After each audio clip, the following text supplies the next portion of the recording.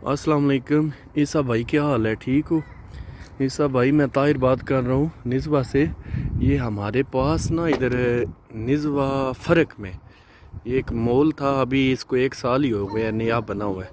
इसको आज आग लग गया इसके अंदर, तो मैंने सोचा आपको वीडियो बनाकर भेज दूँ।